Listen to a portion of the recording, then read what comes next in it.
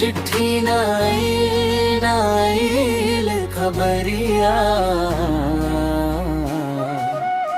टूटत जाए दिल की किवारी, टूटत जाए दिल के किवारी।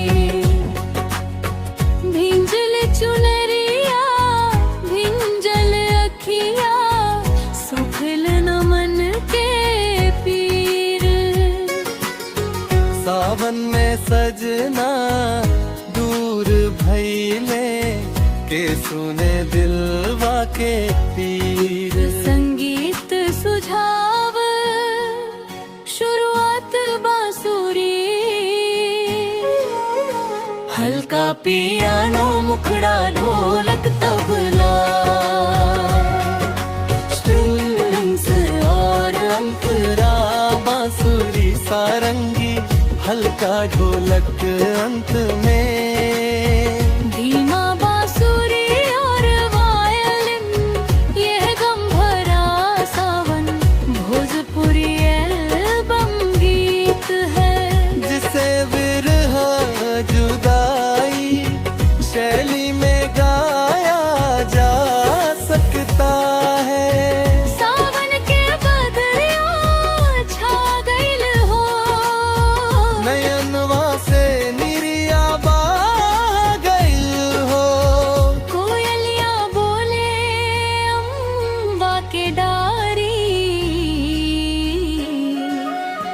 याद दिलावे तोहार प्यारी, याद दिलावे तोहार प्यारी। चिट्ठी नाइल खबरिया टूटत जाए दिल के तिवारी, टूटत जाए दिल के तिवारी।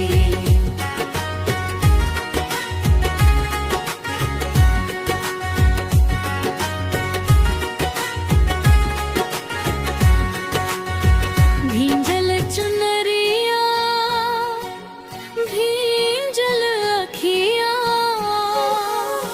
सुखल ना मन के पीर, सुखल ना मन के पीर।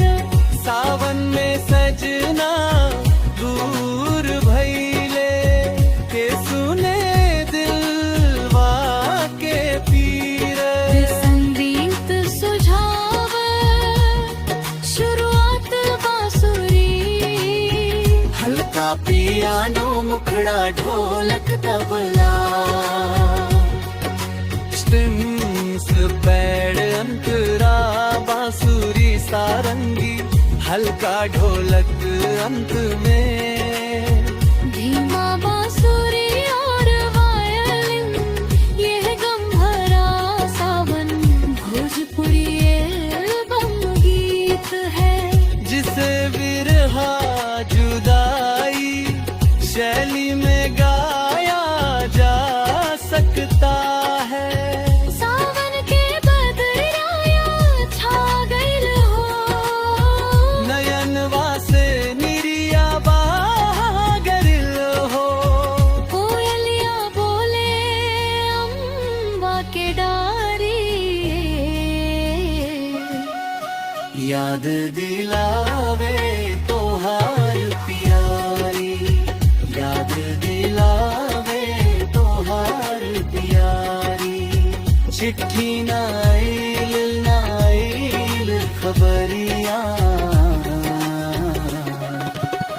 टूटत जाए दिल की कियारी, टूटत जाए दिल के किवारी।